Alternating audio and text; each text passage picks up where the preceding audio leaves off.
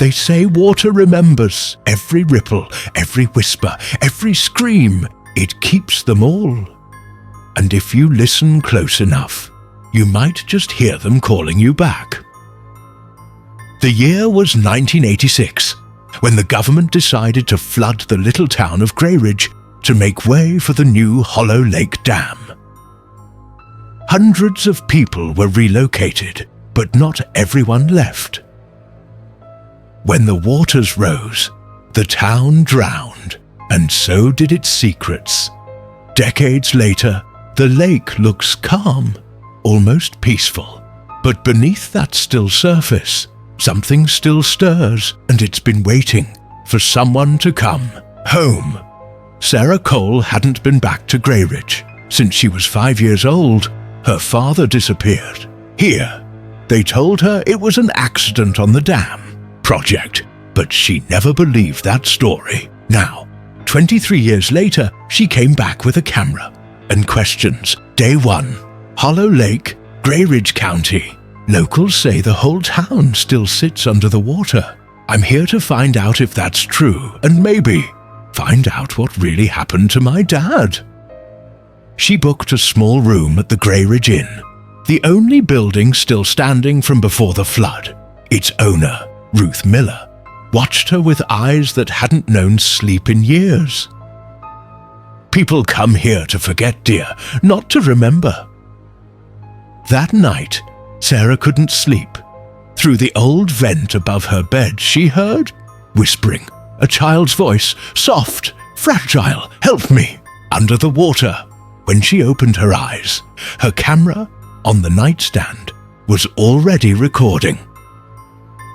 The next morning, Sarah met Ethan Parker, a local diver who agreed to guide her. He looked tired, wary, the kind of man who's seen things underwater that he never talked about. I want to find the town, the real Greyridge. Ethan, you're 2 decades too late. There's nothing left down there but mud and bones. They sailed to the middle of Hollow Lake. Ethan checked the sonar monitor. His hand froze. A faint shape moved beneath them. Ethan whispering, there shouldn't be anything moving down there. They suited up and dove. The deeper they went, the darker it got, until Sarah's flashlight caught something impossible. A church steeple, reaching up through the darkness like a hand trying to escape. They swam inside. There, half buried in silt, was a crucifix wrapped in chains. As she touched it, a voice echoed through her helmet. Father say, why did you leave me, Sarah?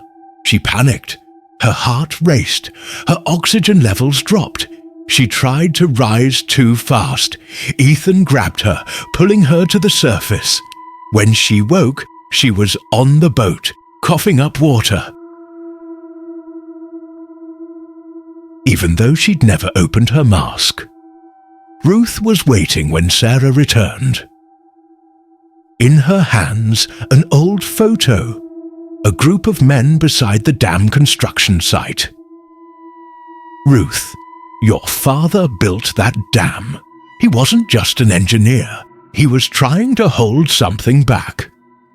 Sarah didn't understand, but later, in her room, she found old newspaper clippings, headlines about Greyridge floods, dozens missing, and bodies never recovered. She played back her underwater footage, static. Then, beneath the noise, a whisper, low and wet. Come home, Sarah. I'm waiting, peeking. She rushed to Ethan's cabin. He was drinking, staring at a photo of his brother, Ethan. My brother dove here 10 years ago, said he saw people walking under the water. He never came back up. The lake doesn't take. Sarah, it trades. The next morning, they dove again. This time, they went deeper. Visibility was poor, until suddenly it wasn't. The water cleared, and before them lay an entire sunken town. Streetlights bent under the weight of the lake. Cars, school buses, houses frozen in time.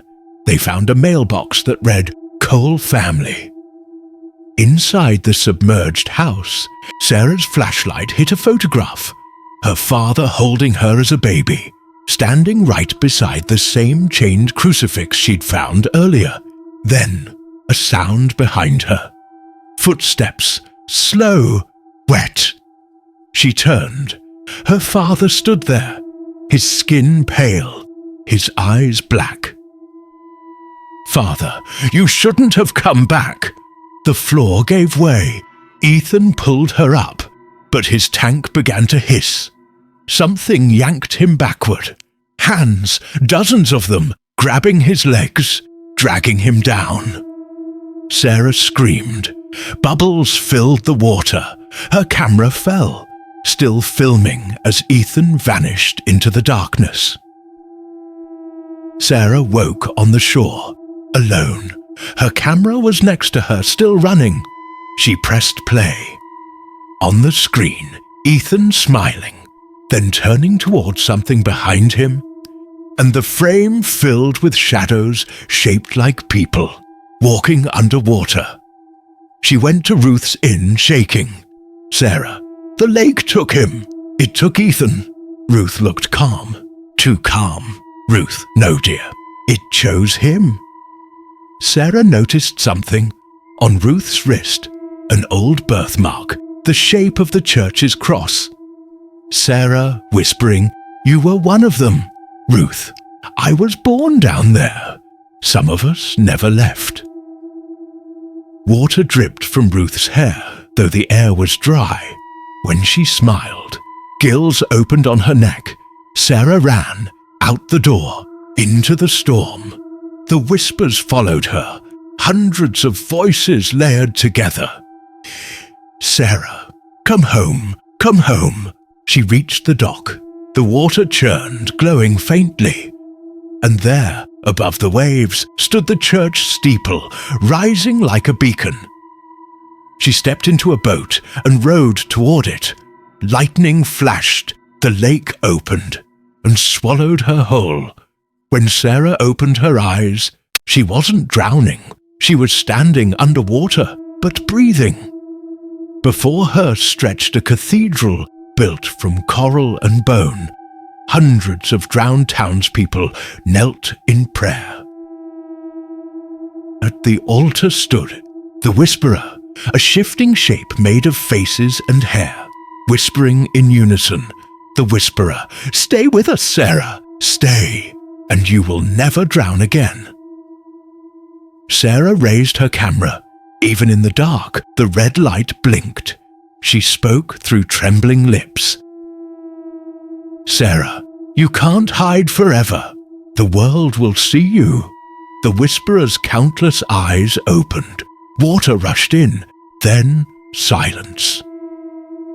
3 weeks later, Officer Harris reviewed a memory card found by a fisherman. On the screen, Sarah looked calm, walking into the lake as if in a trance. She didn't struggle. She just vanished. No ripples, no bubbles. The officer rubbed his eyes. Outside his window, Hollow Lake shimmered under the moonlight. A child's whisper echoed through the radio.